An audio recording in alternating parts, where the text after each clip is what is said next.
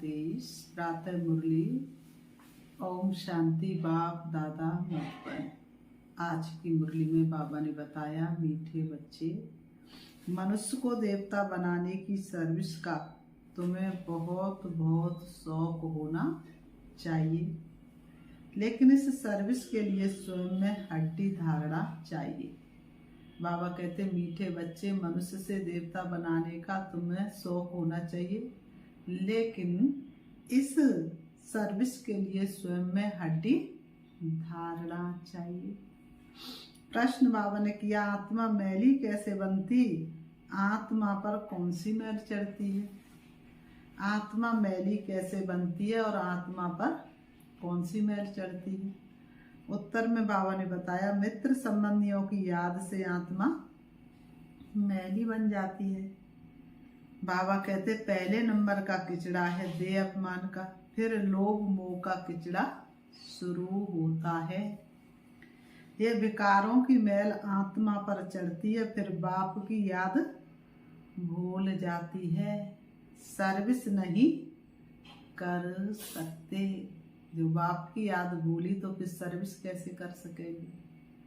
आज की मुरली से गीत है, तुम्हारे बुलाने को जी चाहता है, जी चाहता है, मुकद्दर बनाने का जी चाहता है, जी चाहता है।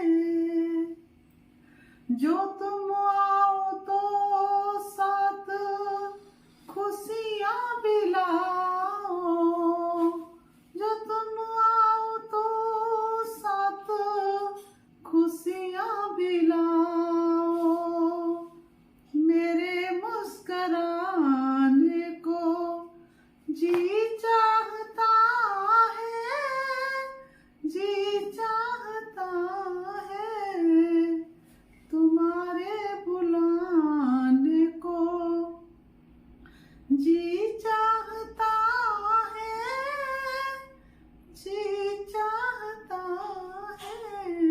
ओम शांति। ये गीत बड़ा अच्छा है। बच्चे गारंटी भी करते कि आपका सुन करके फिर ये ज्ञान सुनाने की दिल होती है। याद तो बच्चे करते हैं, ये भी जरूर है, कोई याद करते होंगे और मिले भी होंगे। कहा जाता है, कोटों में कोई आकर के ये बरसा लेते हैं। अभी तो बुद्धि बहुत विशाल हो गई है। जरूर 5000 वर्ष पहले भी बाप राजयोग सिखाने आया होगा। पहले पहले तो ये समझाना है कि नॉलेज किसने सुनाई थी, क्योंकि यही बड़ी भूल है। बाप ने समझाया है, सर्व शास्त्रमयी शिरोमणि गीता है भारतवासियों का शास्त्र। सिर्फ मनुष्य ये भूल गए कि सर्व शास्त्रमयी गीता किसने गाई और उससे कौन सा धर्म स्थापन हुआ। बाकी गाते जरूर है, हे भगवान आप आओ। भगवान तो जरूर आते ही नई पावन दुनिया की रचना रचने। दुनिया का ही तो फादर है ना। भक्त गाते भी आप आओ तो सुख मिले या शांति मिले। सुख और शांति दो चीजें हैं। सतयुग में जरूर सुख भी है, बाकी सब आत्मा शांति देश में है।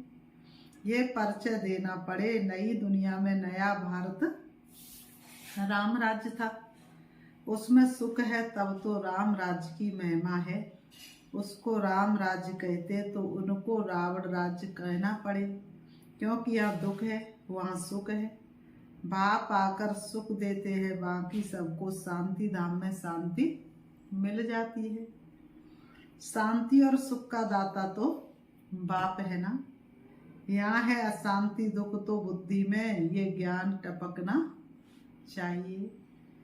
इसमें अवस्था बड़ी अच्छी चाहिए। ऐसे तो छोटे बच्चों को भी सिखलाया जाता है, परंतु अर्थ तो समझा न सके। इसमें हड्डी धारणा चाहिए, जो कोई फिर प्रश्न पूछे तो समझा भी सके। अवस्था अच्छी चाहिए, नहीं तो कभी दे अभिमान में, कभी क्रोध मोह में गिरते रहते हैं। बाबा कहते, लिखते भी हैं बाबा, आज हम क्रोध में गिरा, आज हम लोभ में गिरा। अवस्था मजबूत हो जाती है तो गिरने की बात ही नहीं रहती। बहुत शौक रहता है मनुष्य को देवता बनाने की, सर्विस करें। गीत भी बड़ा अच्छा है, बाबा आप आएंगे तो हम बहुत सुखी हो जाएंगे। बाप को आना तो जरूर है, नहीं तो पति सृष्टि को पावन कौन बनाए। श्री कृष्ण तो देदारी है, उनका व ब्रह्मा विष्णु शंकर का नाम नहीं ले सकते। गाते भी है पतित पावन आओ, तो उनसे पूछना चाहिए ये तुमने किसके लिए कहा। पतित पावन कौन है और वह कब आएगा। पतित पावन वह है, उनको बुलाते हो तो जरूर ये पतित दुनिया है। पावन दुनिया सतयुग को कहा जाता है, पतित दुनिया को पावन कौन बनाएंगे। बाबा ने कहा गीता भी है बरोबर, भगवान ने ही राजयोग सिखाया और इन विकारों पर ही जीत पाई। बाबा ने कहा काम महा शत्रु है, सबसे बड़ा दुश्मन कौन है, काम विकार, नरक का द्वार। पूछना पड़ता है कि ये किसने कहा कि मैं राजयोग सिखाता हूँ, काम महाशत्रु है। ये किसने कहा कि मैं सर्वव्यापी हूँ, किस शास्त्र में लिखा हुआ है, किसके लिए कहा जाता है पतित पावन। क्या पतित पावनी गंगा है या और कोई है। गांधी जी भी कहते थे पतित पावन आओ, गंगा तो हमेशा है ही, वह कोई नई नहीं है। गंगा तो अविनाशी, गंगा को तो अविनाशी कहेंगे। बाकी सिर्फ तमोगुणी तत्व बन जाते हैं तो उनमें चंचलता आ जाती है, बाढ़ कर देते हैं, अपना रास्ता छोड़ देते हैं। सतयुग में तो बड़ा रेगुलर सब चलता है, कम जास्ती बारिश आदि नहीं पड़ सकती है, वहाँ दुख की बात नहीं। तो बुद्धि में ये रहना चाहिए कि पतित पावन हमारा बाबा ही है। पतित पावन को जब याद करते तो कहते हे भगवान, हे बाबा। ये किसने कहा, आत्मा ने। तुम जानते हो पतित पावन से बाबा आया हुआ है, निराकार अक्षर जरूर डालना है, नहीं तो साकार को मान लेते हैं। आत्मा पतित बनी हुई है, ये कह नहीं सकते कि सब ईश्वर है। अहम ब्रह्मास्मि या शिवोहम कहना बात एक ही है, लेकिन रचना का मालिक तो एक ही रचता है। भल मनुष्य और कोई लंबा चौड़ा अर्थ करेंगे, हमारी बात तो है ही सेकंड की। सेकंड में बाप का वर्षा मिलता है, बाप का वर्षा है स्वर्ग की राजाई, उनको जीवन मुक्ति कहा जाता है। यह है जीवन बंधन, समझाना चाहिए बरोबर। जब आप आएंगे तो जरूर हमको स्वर्ग का मुक्ति, जीवन मुक्ति का वर्षा देंगे। तभी लिखते मुक्ति जीवन मुक्ति दाता एक है, ये भी समझाना पड़े। सतयुग में है ही एक आद सनातन देवी देवता धर्म, वहाँ दुख का नाम निशान नहीं। वह है ही सुखधाम, सूर्यवंशी राज चलता, फिर त्रेता में है चंद्रवंशी राज्य, फिर द्वापर में है ही इस्लामी बुद्धि आएंगे। सारा पाठ नूदा हुआ है। एक बिंदी जैसी आत्मा में और परमात्मा में कितना पाठ नूदा हुआ है। शिव के चित्र में भी ये लिखना पड़ता है कि मैं ज्योतिर्लिंगम जितना बड़ा नहीं हूँ, मैं तो स्टार मिसल हूँ, आत्मा भी स्टार है। गाते भी है ब्रह्मकुटी के बीच चमकता एक अजब सितारा, तो वह आत्मा ही ठहरी। मैं भी परम पिता परमात्मा हूँ, परंतु मैं सुप्रीम पतित पावन हूँ। मेरे गुण अलग है तो गुण भी सब लिखने पड़े। एक तरफ शिव की महिमा, दूसरी तरफ श्री कृष्ण की महिमा, अपोजिट बातें हैं। अक्षर अच्छी रीति लिखना पड़े, जो मनुष्य अच्छी रीति से पढ़कर समझ सके। स्वर्ग और नरक, सुख और दुख, चाहे श्री कृष्ण का दिन और रात का हो, चाहे ब्रह्मा का हो। सुख और दुख कैसे चलता है ये तो तुम ही जानते हो। सूर्यवंशी है 16 कला, चंद्रवंशी है 14 कला। वह संपूर्ण सतो प्रधान और वह सतो सूर्यवंशी ही फिर चंद्रवंशी बन जाते हैं। सूर्यवंशी फिर त्रेता में आएंगे तो जरूर चंद्रवंशी कुल में जन्म लेंगे। बल राजा ही पद लेते, ये बात है बुद्धि में अच्छी रीति बैठनी चाहिए। जो जितना याद में रहेगा, देही अभिमानी होगा तो धारणा होगी, वह सर्विस भी अच्छी करेंगी। स्पष्ट कर किसको सुनाएंगे, हम ऐसे बैठते हैं, ऐसे धारणा करते हैं, ऐसे समझाते, ऐसे ऐसे विचार सागर मंथन करते हैं औरों को समझाने के लिए। ऐसे हम विचार सागर मंथन करते हैं औरों का भाग्य जगाने के लिए, औरों को समझाने के लिए। तो बाबा ने कहा सारा समय विचार सागर मंथन चलता रहेगा। जिनमें ज्ञान नहीं उनकी बात तो अलग है, जिनमें ज्ञान नहीं उनकी बात अलग है। धारणा नहीं होगी, ज्ञान एक्यूरेट नहीं होगा, याद एक्यूरेट नहीं होगी तो धारणा भी नहीं हो सकती। इसलिए ज्ञान के लिए, योग के लिए ज्ञान चाहिए और धारणा के लिए भी योग चाहिए। धारणा होती है तो सर्विस करनी पड़े, धारणा हो गई तो सर्विस करनी पड़े। अभी तो सर्विस बहुत बढ़ती जाती है, पहले कितने थोड़े थे, अब बाबा ने कहा दिन प्रतिदिन सर्विस बढ़ती जाती है। सबके पास संदेश पहुंचता जाएगा, वृद्धि होती जाएगी। बाबा ने कहा दिन प्रतिदिन महिमा बढ़ती जाती है। कोई भी जिसके पास परमात्मा का संदेश पहुंचता है, जो भगवान को पहचान के याद करता है तो सुख का अनुभव करता है, तो महिमा बढ़ती है ना। सुख का अनुभव होगा तभी तो महिमा बढ़ेगी, और सुख का अनुभव तभी होगा जब बुद्धि का योग बाप से लगा हुआ होगा। तो बाबा ने कहा बढ़ती जाएगी। फिर तुम्हारी प्रदर्शनी में भी कितने आएंगे, कितने चित्र बनाने पड़ेंगे। पहले प्रदर्शनी में इतने चित्र थोड़ी नहीं थे, बहुत बड़ा मंडप बनाना पड़े। यूँ तो इसमें समझाने के लिए एकांत चाहिए। हमारे मुख्य चित्र है ही झाड़ गोला और ये लक्ष्मी नारायण का चित्र। राधे कृष्ण के चित्र से इतना समझ नहीं सकते कि ये कौन है। बाबा का राधे कृष्ण से इतना नहीं समझेंगे कि ये कौन है। इस समय तुम जानते हो कि हमको अब बाप ऐसा पावन बना रहे हैं, करुणा हम पर बरस रही है बाबा के उपकारों की। सब तो एक जैसे संपूर्ण नहीं बनेंगे। बाबा ने कहा कोई सजा खा के बनेंगे और कोई प्यार से बनेंगे। आत्मा पवित्र होगी, बाकी ज्ञान थोड़े ही सब धारण करेंगे। धारणा नहीं होती तो समझा जाता ये कम पद पाएंगे। चेहरे से चलन दिखाई देती है ना, चुप रहना हम चाहिए। आंखें बोलती हैं इनमें बसता है तू, सब भेद है खोलती है। बाबा कहते अभी तुम्हारी बुद्धि कितनी तीक्ष्ण हो गई है। नंबरवार तो हर क्लास में होते ही है, कोई तीखे कोई ढीले, ये भी नंबरवार है। उस पढ़ाई में भी एक जैसे नहीं पढ़ते, नंबरवार होते हैं। अगर कोई अच्छे आदमी को थर्ड ग्रेड समझाने वाले मिल जाए तो वह समझेंगे, यहाँ तो कुछ है ही नहीं। इसलिए पुरुषार्थ किया जाता है कि अच्छे आदमी को समझाने वाला भी अच्छा दिया जाए। सब तो एक जैसे पास नहीं होंगे। बाबा के पास तो लिमिट है। कल्प कल्प इस पढ़ाई की भी रिजल्ट निकलती है। मुख्य 8 रत्न होते, फिर 100, फिर है 16,000, फिर प्रजा।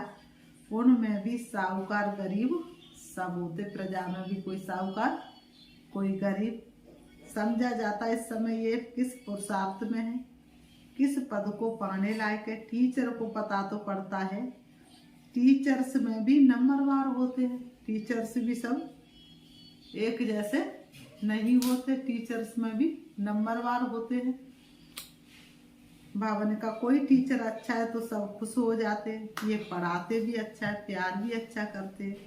छोटे सेंटर को बड़ा तो कोई बड़ा टीचर ही बनाएगा ना। कितना बुद्धि से काम लेना पड़ता है। ज्ञान मार्ग मत मीठा बनना। स्वीट तब बनेंगे जब मीठे बाप के साथ पूरा योग होगा, तो धारणा भी होगी।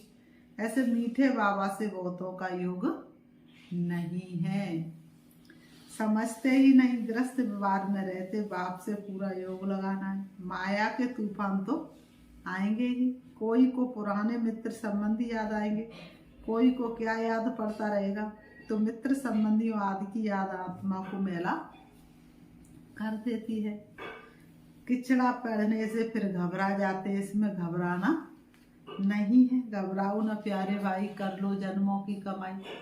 घबराने की क्या बात है, जन्म जन्मांतर की कमाई कराने के लिए बाप धरती पर आए हैं, तो घबराओ मत। ये तो माया करेगी, किचड़ा पड़ेगा ही हमारे ऊपर। माया का काम है किचड़ा डालना, तुम्हारा काम है साफ करना। तो उनका होली में किचड़ा पड़ता है ना, होली में क्या करते सभी, एक दूसरे के ऊपर कीच भी डाल देते हैं ना। हम बाबा की याद में रहे तो किचड़ा नहीं रहेगा। योग अग्नि से जन्म जन्म के पाप भस्म हो जाए, निर्मल काया मीठी बाड़ी कर्म ऊंच बन जाए। तो बाबा ने कहा बाप को भूले तो पहला नंबर दे अभिमान का किचड़ा पड़ेगा। बाप को भूलते कौन सा किचड़ा पड़ जाएगा, दे अभिमान का। फिर लोभ मोह आदि सब आएंगे। अपने लिए मेहनत करनी है, करेगा सो पाएगा, सुहाना बन जाएगा। अपने लिए मेहनत करनी है, दूसरे के लिए थोड़ी नहीं कर रहे। जो कुछ कर रहे अपने लिए तो कर रहे, कमाई करनी है और फिर आप सामान बनाने की मेहनत करनी है। सेंटर्स पर सर्विस अच्छी होती है। यहाँ आते तो कहते हम जाकर प्रबंध करेंगे, सेंटर खोलेंगे। यहाँ से गए खलास, बाबा खुद भी कह देते तुम ये सब बातें भूल जाएंगे। यहाँ तो भट्टी में रहना पड़े जब तक समझाने लायक हो जाए। शिव बाबा का तो सबसे मीठा कनेक्शन है ना, समझ सकते किस प्रकार की सर्विस करते हैं। स्थूल सर्विस का इजाफा मिलता अवश्य है, बहुत हड्डी सर्विस करते हैं, परंतु सब्जेक्ट तो है ना। उस पढ़ाई में भी सब्जेक्ट होते हैं, तो इस रूहानी पढ़ाई में भी सब्जेक्ट है। बाबा ने कहा पहले नंबर की सब्जेक्ट याद, पीछे पढ़ाई, बाकी सब है गुप्त। इस ड्रामा को भी बाबा ने कहा, इस फिल्म को, इस ड्रामा को भी अर्थात रीति समझना है। ये फिल्म है ना बाबा, ये भी कोई को पता नहीं कि 1250 वर्ष यहाँ किसके होने चाहिए। बाबा ने कहा ये भी किसको पता नहीं। 1250 वर्ष हरयुग में है, सतयुग कितना समय था, अच्छा वहाँ कौन सा धर्म था, सबसे जास्ती जन्म या किसने के होने चाहिए। बौद्धि इस्लामी आदि इतने जन्म थोड़े ही रहेंगे, किसकी बुद्धि में ये बातें बैठती नहीं है। शास्त्रवादियों से पूछना चाहिए कि तुम भगवान वाच किसको कहते हो। बाबा ने कहा जो शास्त्रों को पढ़ते हैं उनको कहना चाहिए कि तुम भगवान वाच किसको कहते हो। तो वह भी अर्थात रीति बता ना सके। बाबा कहते हैं सर्व शास्त्रमयी शिरोमणि तो गीता है। बाबा ने कहा भारत में पहले तो देवी देवता धर्म था, उनका शास्त्र कौन सा, गीता किसने गाई। श्री कृष्ण भगवान वाच तो हो ना सके, स्थापना और विनाश कराना तो भगवान का ही काम है। श्री कृष्ण भला कब आया, अभी किस रूप में है। बाबा ने कहा शिव बाबा के अपोजिट श्री कृष्ण की महिमा जरूर लिखनी पड़ेगी। शिव है गीता का भगवान, उनसे श्री कृष्ण को पद मिला। श्री कृष्ण के 84 जन्म भी दिखाते, पिछाड़ी में फिर ब्रह्मा का एडॉप्टेड चित्र भी दिखाना पड़े। हमारी बुद्धि में जैसे 84 जन्मों की माला पड़ी हुई है, लक्ष्मी नारायण के भी 84 जन्म जरूर दिखाने पड़े। रात को विचार सागर मंथन कर और ख्याल चलाना पड़ता है। सेकंड में जीवन मुक्ति मिलती है, इसके लिए हम क्या लिखें। जीवन मुक्ति माना स्वर्ग में जाना, तो जब बाप स्वर्ग का रचयिता है, उनके बच्चे बने तब स्वर्ग के मालिक बने। सतयुग है पुण्य आत्माओं की दुनिया, ये कलयुग है पाप आत्माओं की दुनिया। वह है निर्विकारी दुनिया, वहाँ माया रावण का राज्य नहीं। बल वहाँ ये सारा ज्ञान नहीं रहता है, लेकिन हम बाबा ने कहा वहाँ ज्ञान नहीं रहता है, बाबा कहते लेकिन हम आत्मा, ये शरीर बूढ़ा हुआ, इसको अब छोड़ना, ये तो ख्यालात रहते हैं ना। यहाँ तो आत्मा का भी ज्ञान कोई में है नहीं। बाप से जीवन मुक्ति का वर्षा मिलता है तो याद भी उनको करना चाहिए। बाप फरमान करते मन मनावो। गीता में ये किसने कहा कि मन मनावो, मुझे याद करो और विष्णुपुरी को याद करो, ये कौन कह सकता है। श्री कृष्ण तो पतित पावन कह ना सके, 84 जन्मों का राज भी कोई थोड़े जानते हैं। तो तुम्हें सबको समझाना चाहिए। तुम इन बातों को समझकर अपना और सबका कल्याण करो तो तुम्हारा मान बहुत होगा। निडर हो, जहाँ तहाँ फिरते रहो, तुम हो बहुत गुप्त। भले ड्रेस बदलकर सर्विस करो, चित्र सदैव पास में हो। फिर बाबा ने कहा अच्छा मीठे मीठे सिकीलते बच्चों प्रति माँ पिता बाप दादा का याद प्यार और गुड मॉर्निंग। रूहानी बाप की रूहानी बच्चों को नमस्ते। हम रूहानी बच्चों की रूहानी बाप दादा को याद प्यार और नमस्ते नमस्ते नमस्ते। धारणा के लिए मुख्य सार नंबर 1, मीठे बाप से पूरा योग लगाकर अति मीठा बनना है और देही अभिमानी बनना है। मीठे बाप से योग लगाकर अति मीठा और देही अभिमानी बनना है। विचार सागर मंथन कर पहले स्वयं धारणा करनी है और फिर दूसरों को समझाना है। नंबर 2, अपनी अवस्था मजबूत बनानी है, निडर बनना है। मनुष्य को देवता बनाने की सर्विस का शौक रखना है। मनुष्य से देवता बनाने की सर्विस का क्या रखना है? शौक रखना है। शौक नहीं होगा तो सर्विस कर नहीं सकेंगे। आज की मुरली से वरदान है, सदा खुशी की खुराक खाने और खिलाने वाले खुशहाल खुश नसीब भव। सदा खुशी की खुराक खाने और खिलाने वाले खुशहाल खुश नसीब भव। स्पष्टीकरण है, आप बच्चों के पास सच्चा अविनाशी धन है, इसलिए सबसे साहूकार आप हो। चाहे सूखी रोटी भी खाते हो लेकिन खुशी की खुराक उस सूखी रोटी में भरी हुई है, उसके आगे और कोई खुराक नहीं। सबसे अच्छी खुराक खाने वाले, सूखी रोटी खाने वाले आप हो, इसलिए सदा खुशहाल हो। तो ऐसे खुशहाल रहो जो और भी देखकर खुशहाल हो जाए, तब कहेंगे खुश नसीब आत्माएं। स्लोगन, नॉलेजफुल वह है जिसका एक भी संकल्प व बोल व्यर्थ न जाए। नॉलेजफुल वह है जिसका एक भी बोल और संकल्प व्यर्थ ना जाए। अच्छा, ओम शांति, ओम शांति। अभी हम प्यारे बाबा को 5 मिनट याद करते हैं। बाबा ने इतना अच्छा मुरली में एक एक बात पर समझाया। बाबा ने कहा, बच्चों आपका नाम किसके दिल पर है? स्वयं भगवान सृष्टि के रचयिता, सृष्टि के पालनहार, शांति सुख के सागर परमात्मा के दिल पर आपका नाम लिखा है। अपने आप को स्वमान देंगे, मैं पद्मा पदम भाग्यशाली आत्मा हूँ। मैं दुनिया के मान शान से परे आत्मा हूँ। मेरा नाम स्वयं भगवान के दिल पर लिखा है। इससे ज़्यादा भाग्य और भला क्या हो सकता है? स्वयं भगवान मुझे याद करते हैं। सारी दुनिया जिसको याद करती वो मुझे बैठ करके याद करते हैं। मैं प्यारे प्रभु के नैनों का नूर हूँ, सिर का ताज और मस्तक की मणि हूँ। इससे बड़ा भाग्य और भला क्या हो सकता है? मैं कितना न कितना भाग्यशाली हूँ। मुझे अपने भाग्य पर बहुत ही नाज है। मैं अभिमान से मुक्त आत्मा हूँ। मुझे देह और देह का कोई भी वस्तु वैभव अपनी तरफ आकर्षित नहीं कर सकता।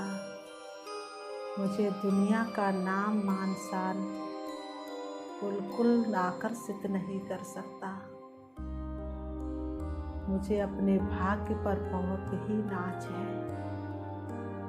मुझे स्वयं भगवान ने आकर के कितना ऊंचा मान दे दिया, मेरी कितनी ऊंची शान बना दी। मुझसे ज़्यादा भाग्यशाली और कौन हो सकता है।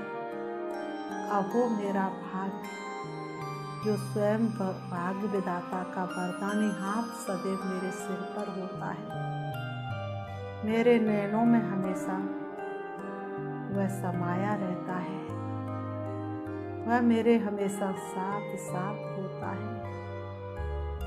कभी मैं उनसे दूर नहीं होती हूँ और ना ही वो मुझसे कभी दूर होता है। हमेशा वो मेरे साथ साथ है और मैं उनके साथ साथ हूँ। मेरी श्वास मेरे संकल्प बाबा है, मेरे दिल में मेरा बाबा है। ओम शांति।